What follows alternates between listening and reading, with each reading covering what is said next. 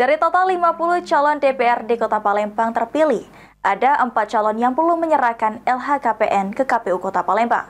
Sehingga KPU Kota Palembang meminta calon yang belum setorkan LHKP untuk segera serahkan data LHKPN sebelum dilantik.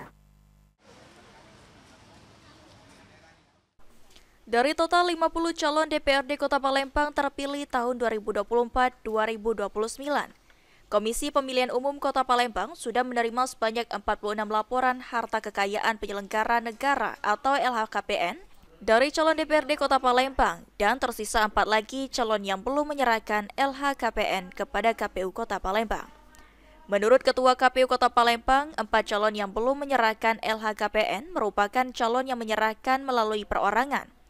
Oleh karenanya, KPU Kota Palembang telah memberikan surat ke partai politik calon yang belum menyerahkan LHKPN agar calon terpilih segera menyerahkan data LHKP paling lambat 21 hari sebelum pelantikan dan sumpah jabatan pada tanggal 29 September mendatang.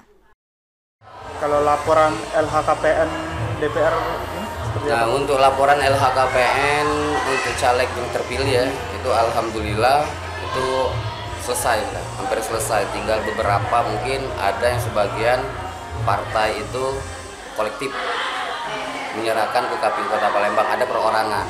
Nah ini kami sudah bersurat ke partai untuk mengingatkan caleg yang terpilih itu segera untuk melaporkan LHKPN karena ini sangat penting.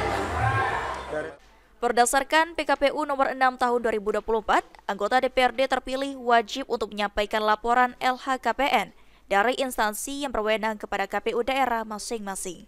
Eki Saputra, PAL TV.